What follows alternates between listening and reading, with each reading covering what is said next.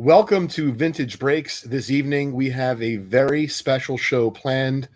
I have my compadre and co-host Lou with me tonight in a very special appearance by Mr. Matt LaCosse, the tight end of the New England Patriots. And I've heard it's Lou's man crush, but I'll let Lou elaborate on that. Oh, I love tight ends, though. Yeah, any Patriot tight end is good by me. No problem whatsoever. I had to start off with a doozy, Lou. Come on. It's not like I don't have them. So yeah, listen, I appreciate you being a good sport about it, and of course, tuning in tonight, everybody. Matt was gracious enough to join us tonight. I believe from Chicago or the Chicago area. And if we're ready to go, Lou, we'd like to bring him in for the Vintage Breaks experience with Matt LaCosse this evening. Hey, Matt, thanks for joining us. Hey, guys, how we doing? Pretty good. So I want to start off, we were just talking a minute before we went live about your cards and how I love that you're in the NFL, but yet they're at your parents' house. So please tell us a little bit about that. Yeah, so for everyone out there, I don't live with my parents. Okay, well, I listen, I don't judge. We're not here for that. I don't judge either, but I don't live with my parents. Okay. I just haven't collected cards in a long time. Sure. So they just happen to be at my parents' house, and they stayed there ever since I left for college. Fair enough. Now, what do you remember from your collection? Do you have any highlights that you recall or something that was near and dear to your heart for whatever reason? Yeah, so I have a Walter Payton rookie card. Ooh. Yeah, that one, got it in a pack over at, there's this place in Naperville, Illinois called Dean's Dugout. Okay. Awesome place, family-run place. I got it there. So it was that one's pretty close to my heart. And like before the whole thing with Michael Vick, I had this huge Michael Vick card. It was probably not huge, but it's probably by yay, complete jersey card. That I just remember loving as a kid. So those are probably the two that probably stick out most in my head. That's cool. Now, did you have either brothers or sisters or friends that collected along with you growing up? Yeah, that's how I got into it. I have a really good buddy who lived down the street from me. Growing up, went to school with each other since preschool. And yeah, every single dollar we saved from birthdays or Christmas or anything like that, we'd both be in Dean's Dugout.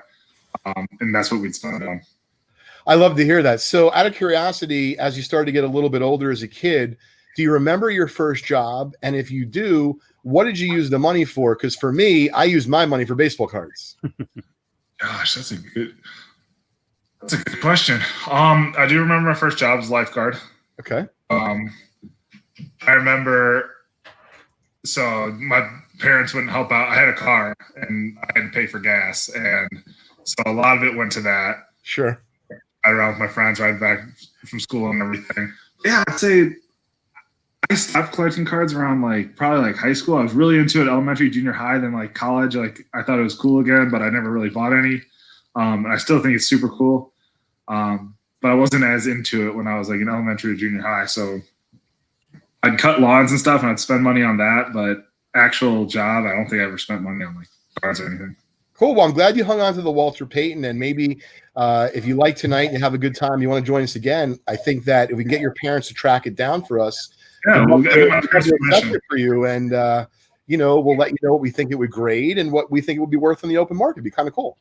Yeah, that'd be awesome. Yeah, it's a super cool card. So I wanted to show you the first pack that we're going to open tonight. It is a 2017 Optic football pack. And the rookie class that's potential to get out of this pack, Matt, is incredible because it has Patrick Mahomes potentially, Deshaun Watson, Christian McCaffrey. And, I'm not sure how much you remember, because obviously if you're buying cards where you got a Walter Payton rookie, there was no inserts. But as you got, more to the modern stuff, you started collecting that. So there's not only the possibility you can get a Patrick Mahomes rookie, but you can get a Patrick Mahomes limited hollow rookie. And there's all these different inserts and numbered cards. And as you just mentioned, not necessarily this particular issue, but some of the cards have jerseys or jersey pieces in them. And so tonight, what's kind of interesting, Matt, we were just going to kind of roll with it and see how it goes when you joined us. And we actually sold out 2 amazing football packs, which we decided that we're going to open on the show. So this is the first one, a little bit more modern. And then here, this is really a piece of football history, which I don't care if you're a card geek or not. This is an open pack from 1959. Holy cow. Yeah, so turn it over. It's known as a cello pack, which is short for cellophane. And if you look, it's just wrapped in cellophane. That's it. Yeah, that's it. It was sold for probably 10 cents back in 1959. Wow. And on the back of here, believe it or not, you have a Bobby Mitchell rookie, which is pretty good. Holy cow! I'm trying to zoom in to see everything.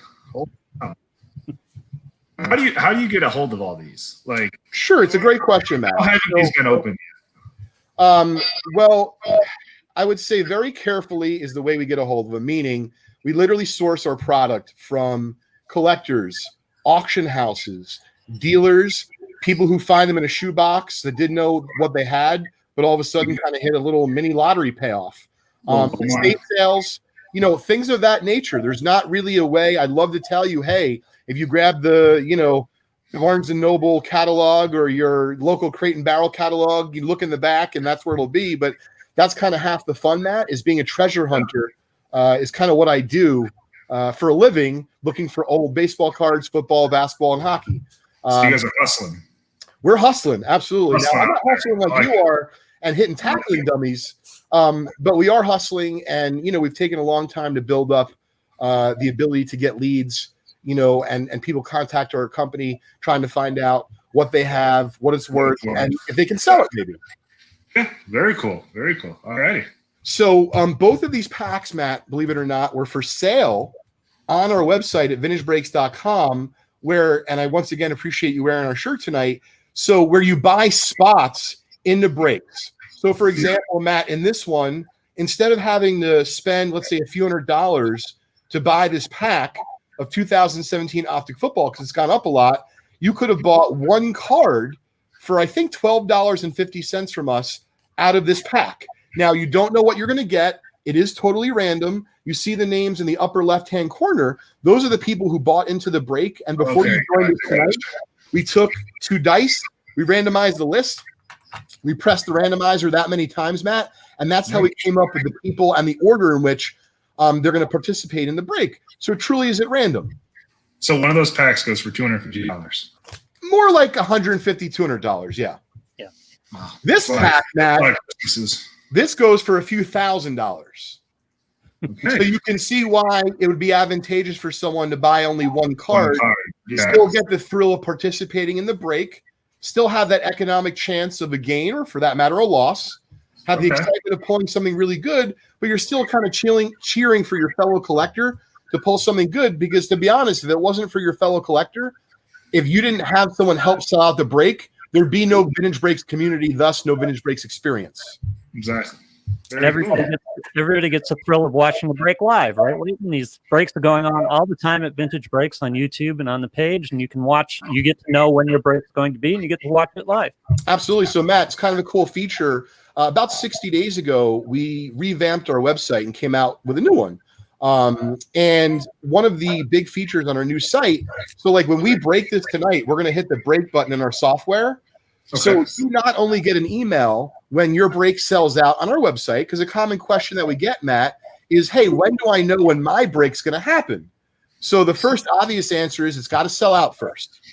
So if it sells out, then you know, hey, I got a chance it's going to be opening soon. So you're going to get an email to your inbox to let you know that your break sold out. But the thing is, Matt, these days, that doesn't mean that your break's going to happen right away. So maybe you have a meeting at work. Maybe the Patriots are making you do some laps, right? But all of a sudden, if you get an SMS text message from us because you signed up for it and you now know this is going to be about to break, you could tell them, listen, guys, I have to go to the bathroom. I got to excuse myself. But no question, especially, right, if you have to go to the bathroom, who's going to say something to you? So you get out of practice and you all of a sudden can tune in and you can watch our 2017 Optic Football break. Now, listen, I hope for those of you out there that know me well enough to realize I'm kind of razzing a little bit here, but the point is, Matt, we're really bringing the breaking experience to your fingertips. And if you're in a boring meeting at work, maybe your significant other's yelling at you and you get a notification, we want you to be able to step away and have a few minutes of fun. I like it. I think a bunch of people are ready to go. I'm seeing a couple of comments pop up. Yeah, I get it. I know the Patriots playbook. I'm just trying to figure out this a little bit. Yeah, listen, I know. So we're gonna get just trying to learn about what you guys love to do. Yeah, it's very cool. Well, once again, we're going to run through this pack one card at a time, and I'm going to let you know, Matt, not only who we get, but who actually got the card. So the first card is Carson Wentz. Solid guy. Yeah, absolutely. Now, currently in the NFL, Matt, who's your man crush? Who's your guy that you exchange jerseys with?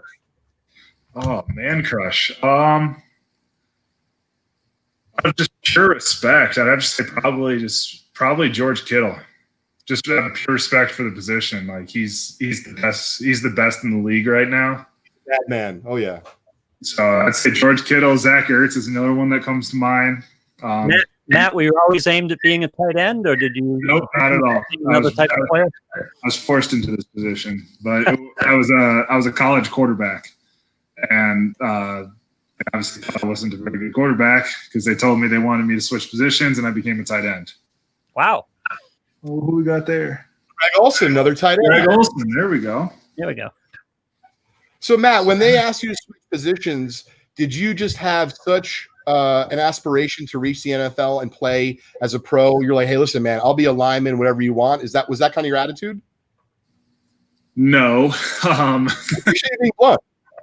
it definitely was not my. I'm 6'6" and I was 210 pounds back then. You guys obviously know who Whitney Merciless is. He was a senior when I was a freshman, so that's who I got to learn how to. I've never blocked before, so that's who I got to learn how to block against. So basically, I hated everything about it. But as time went on, I ended up still playing freshman year a little bit. Sophomore year had not a great year. Junior year had a really good year, and so once that junior year hit, I kind of started falling in love with it again and just kept going forward with it, and it's brought me here. That's cool. So you took the ups, you took the downs, and you ended up here. I love it. There were a lot of downs, but they led to ups, so I'll take it. But, not to change the subject to, being an entrepreneur, Matt, but I'm sure, you're going to have some interest one day beyond the NFL. And what's interesting is everything that I read about fellow entrepreneurs, especially the ones that are super successful, they're not bashful. They're very, very clear that their journey was not this roller coaster that just went straight up. There was a lot of downs. There was a lot of ups. There was a lot of bumps. And the only way that they got to where they did was just to keep going. Oh yeah. No, I mean, no one wants to hear a story or read a book or watch a movie where it's just up all the time. Like, there's gonna be some downs, and I think that's just what makes people great. Now, Matt, we have to have an alert. Looking up your false start statistics, your college false start statistics. My college false starts. Actually, I specifically remember one. It was my senior year. We were on the goal line, and if it wasn't for my false start, I don't know if we would have scored because I false started. We changed up the play and we got a touchdown after I false started. So there you go. I like that. I don't know if I had any others in college. I had any in the NFL. So what do you think about this guy we just pulled in the spot 5 for Sean? I love it. Yeah, he was fun to watch. He's a big athlete. Definitely brings something different to the Patriots that hasn't been seen in a while. Yeah, no, it's gonna be very exciting for you guys. Yeah, he seems like he's doing an awesome job. Did you get a chance to work with him at all, or just Zoom meetings, or have you had any? Just Zoom meetings. Just Zoom meetings. I haven't met with him at all or anything. Just I've heard nothing but great things from all my teammates and all my coaches. Deshaun Jackson is spot 7. Jack. So speaking of Deshaun, he's on my fantasy squad. Do you play fantasy football? This is my first year. Now, would you say, are you like in a house league? Did you guys put up any bounty, any money? It's all about it's just me and my friends from the high school. That's great. They all I actually won my first game last week, so I was pretty proud of us.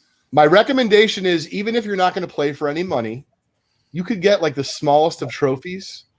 But I can guarantee you this: if there's something to play for that stays around for, let's say, the next 10 or 20 years between you and your boys, you guys will kill for that trophy.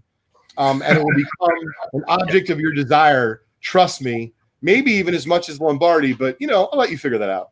I don't know if it's going to beat the Lombardi. Probably not. But There you go. TY right here. Who's your quarterback and your tight end on your team, Matt? What was that? Who's your quarterback and your tight end on your fantasy team? I got Drew Brees as my quarterback, and I got Zach Ertz as my tight end. Very nice. I think it's a 12-man league, so you get is that Diggs? Yep. Stephon Maryland guy. I'm a Big Ten guy, so. Now, you said you grew up in the Chicago area? Yes, I grew up in a town called Naperville, about 35 minutes south of the city. Do you happen to know of a town called Benton, Illinois? No. That is where my sister was born. Do you know how far it is from the city? Is it in like central Illinois? I definitely know that it's not near like downtown Chicago. Yeah, okay. Yeah, if it's not within like a minute radius of the city or Champaign, Illinois, I don't know too much about it. Hey, what's up, Matt from Cali is tuning in. Yep. Matt was telling me about a wonderful charity function he went to that Derek Carr, was taking part in. So that was pretty cool to hear. Another fellow NFLer, Corey Coleman. So I kind of feel like this was the appetizer, Matt. This was a cool pack. We got some great quarterbacks: Carson Wentz, Drew Brees, Cam Newton, and then Lattimore rookie, Greg Olsen tight end. But really, I kind of feel like the main event for everyone here tonight is the fact that our 1959 Topps Football Cello Pack sold out. I just hope I know some of these guys. This is super cool.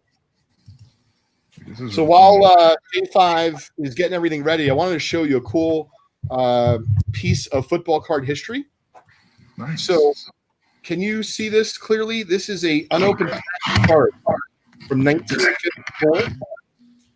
Got bubble gum in it and everything. Yep. So it cost a nickel back in 1954. Okay. Bowman started producing cards in 1950. So to give you some perspective, if you paid a nickel for it back then, today it's worth several $1,000s. So what I always find fascinating, Matt, is can you think about really anything or much at all that you could have bought in 1954 for a nickel that would have been worth thousands of dollars today? Off the top of the head, Nope.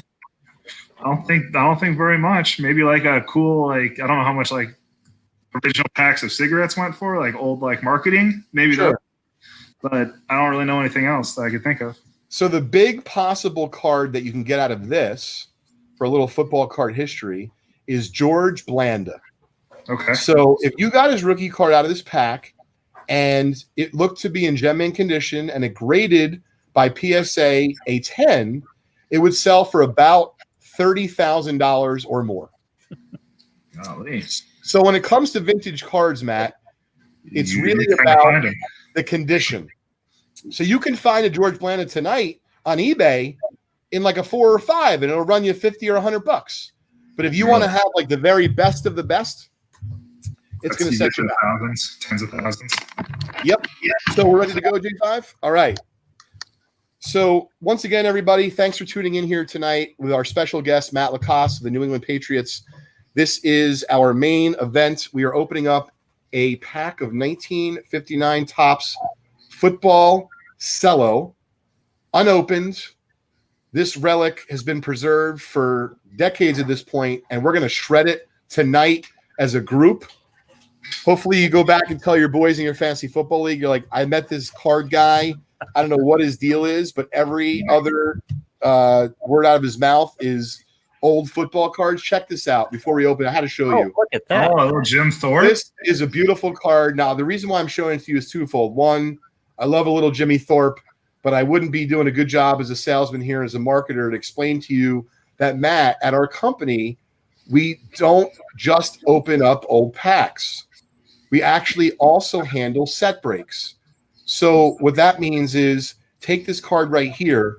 We have this coming to our website very soon at vintagebreaks.com, where we're going to offer every card from 1 to 100 in the 1955 Topps All-American set. Oh, wow. And you're going to be able to buy one card in that break for, let's say, I don't know, $50, $40. And you'll be guaranteed one card. But one person out of those 100 will absolutely hit this Jim Thorpe. And what does a Jim Thorpe go? What does that card go for? Probably 500. Okay. So it's a nice return on investment. Yeah, very But nice. what's really cool is, and I was talking about this with Adam Lefko earlier today. He covers the NBA, a little bit the NFL. He was talking about gambling and how he was, really comparing the two.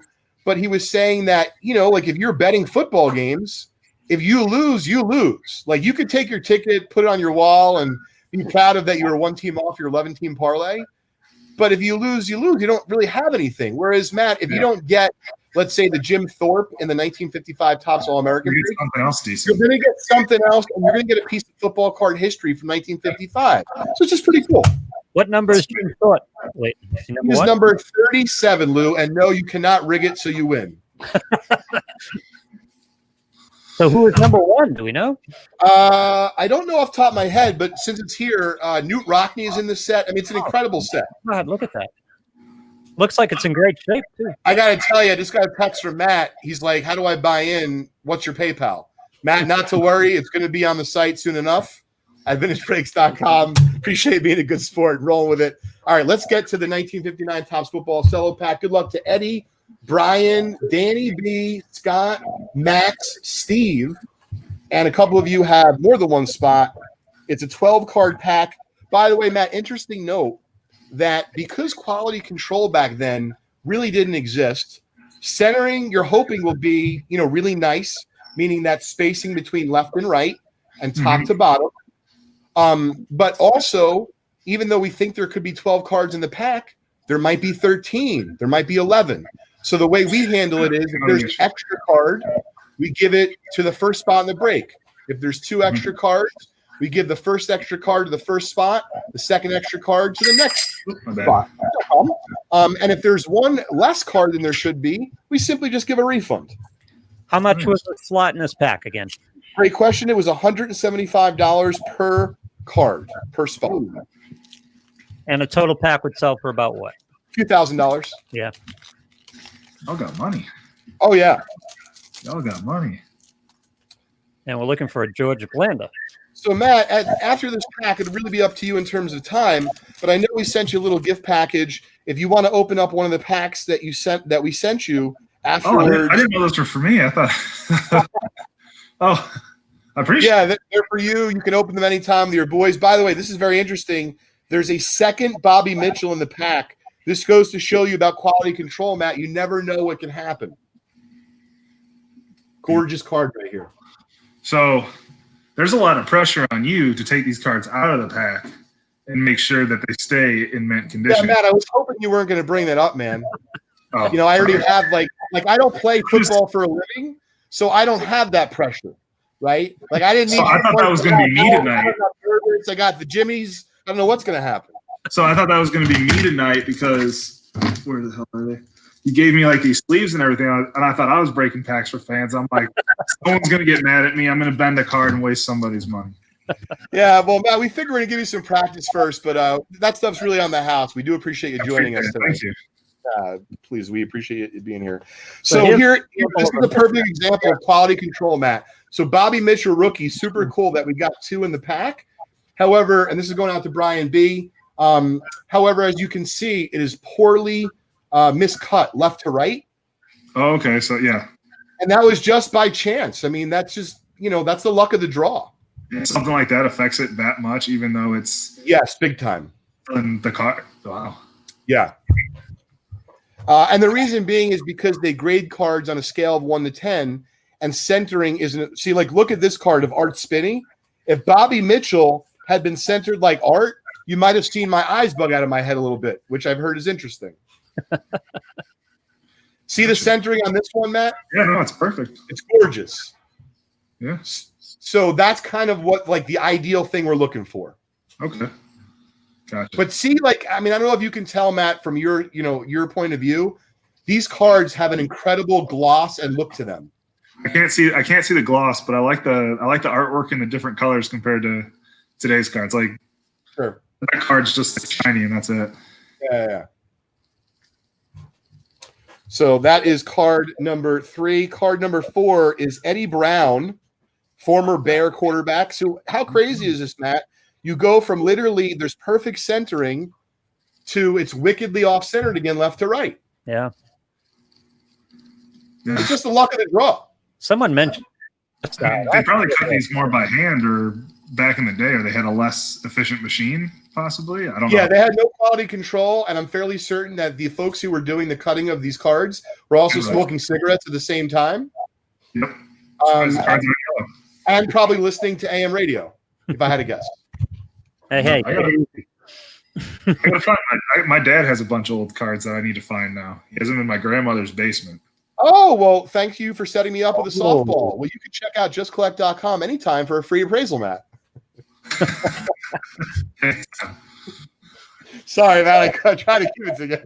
I'll see if I can find them first. No promises. It's okay. I know you don't live with your parents. I believe you. I definitely don't live with my grandparents. So, Matt, check out this beauty right here. This is an old team card of the Los Angeles Rams. Yep. But look at the centering. This is definitely a beautiful card. We're going to get it graded. This is spot number 5. This is for Scott. So typically what we'll do on higher end breaks, Matt, if we think your card's gradable and you'd like to get it graded, we'll grade it for you on the house. Oh, awesome. You guys are good guys. All right. Ray Witcha. I'm sure I'm not saying it right. Yeah. No idea who that is. Neither do I. But apparently he was a center on the New York Giants in 1959. And you can see, like, it's a very cool card with that pink background. It's just off center left to right. Other than that, Matt, very, very sharp. Yeah. I used to play for the Giants, so I like them. It's going out to Danny B. Oh, you know what, Dougie? We're going to save what I was going to start off the show with. We're going to save that at the end for Matt. We'll see if he has an opinion on the whole, we don't really talk about religion on here, but we were thinking about it today. You'll see where I'm going with it in a minute. Mm-hmm.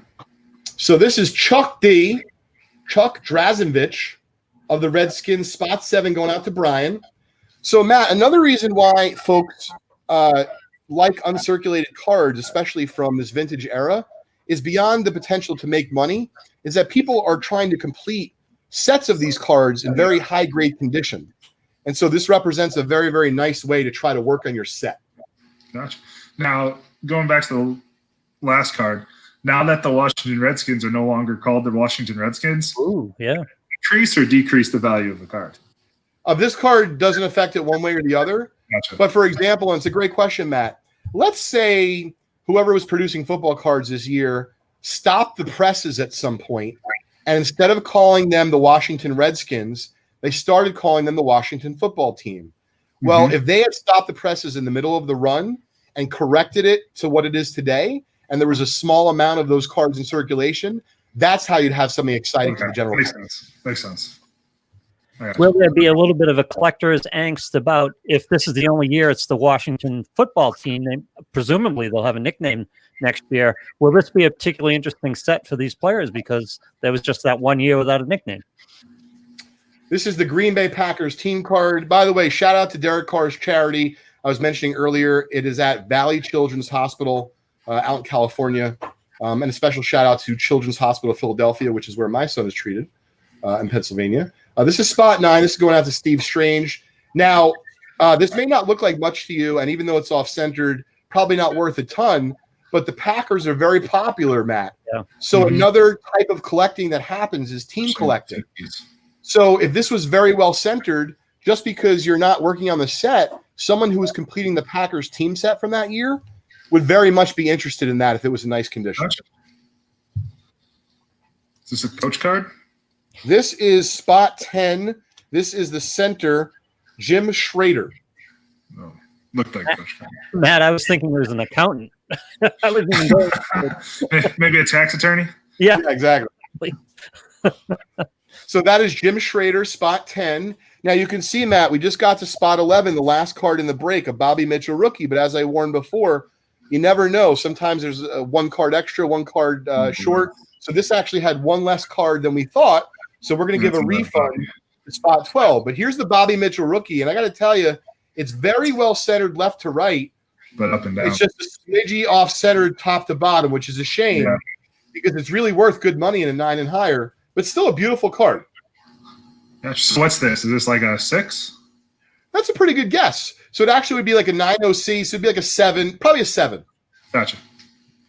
By the way, we are taking applications for baseball card graders here at Vintage Breaks and Just Collect. So please, Matt, you did pretty well for your first go around. So these are what we pulled. You can see they are extremely sharp. They have amazing color. It's just a matter of where the centering gods lie that particular day in the warehouse of the old Topps plant. And, Yeah. Who was smoking Camels and who was paying attention. Exactly. So before we wrap up here for today, Matt, first I wanted to see if you had any questions for me about, breaking or about cards in general. Maybe something that you had a question about before you thought we were going to cover, but we didn't. So it's basically just card roulette, pretty much. Well, it's interesting you put it so. You place a bet, and you're guaranteed a return, which is good of some sort. Well, that's why I don't really consider it exactly the way that you put it, although I can certainly see why you come up with that analogy. The type of gambling for cards. Listen, exactly. It's more of like a game, but you're guaranteed to get something. And to be fair, Matt, there are other breakers. You could YouTube and you can Google it, and you could find as many as you like. A lot of breakers break a different way, Matt, where let's say they do it by the team or they do it by certain numbers. And although that might keep the cost down per spot, and there's nothing wrong with that, the problem is that you're not guaranteed to actually get something in all those breaks. And so what we found here kind of as our, if you will, our mission statement, we just believe that everyone's going to have a lot more fun. Whereas if you buy into a break, even if you get a terrible card, at least you got something for your experience. Exactly. No, I like that. I like that better. If I'm putting up $150 into just one card, I better get at least one card. See, Matt, you could be our spokesman and you don't even realize that you're doing a great job at it. I got the t-shirt. So, but this is the most important thing I want to cover at the end here. Now, like I said, we don't usually cover religion, but I was potentially willing to undergo a religious experience today on the show. So here's the deal, right? I grew up, unfortunately, a rabid Jets fan. Yeah. Oh. And I know you. No, you did such a great job. Honestly, we should drop the mic. I don't think we should say anything else. That was great. You're like, oh. So you get it. So my son is 5. My son Crosby, who I love dearly, who my wife Julie loves dearly and does an amazing job with our family. The thing is, she's talked to me, Matt, no BS. She's like, honey, listen, you just can't do this to him. You just can't let him endure the pain and suffering that you've gone through for the last 20 years. And honestly, man, after last Sunday, it's just getting hard to argue with her. They played the Bills, right? If you call it that they played, sure. Yeah. Yes. They were on TV against the Bills. I shaped the Bills defense on the fantasy team, so I appreciate it. Oh, yeah. Matt, you nailed it today. Oh, you're a lot Jet of fan. Bills Mafia in the audience today, too. A lot of people. Yep, shout out to Brian and Mike. They have a cool podcast where they talk about the Bills and probably how I'm a sad Jet fan. Like I said, I played for them for 4 days, and then I went back to the Giants. And I'm really glad that you're not part of, I don't want to say us, you're part of the Jets, because I'm hoping to factor me out of that equation too soon. But Matt, all kidding aside, I really appreciate you joining us today. I hope you had a lot of fun, because we did. Hey, I had a good time. I appreciate you guys letting me come on and kind of learn what you guys do. Absolutely, Matt. Hopefully we're going to see you soon. Yeah. Thank you, guys.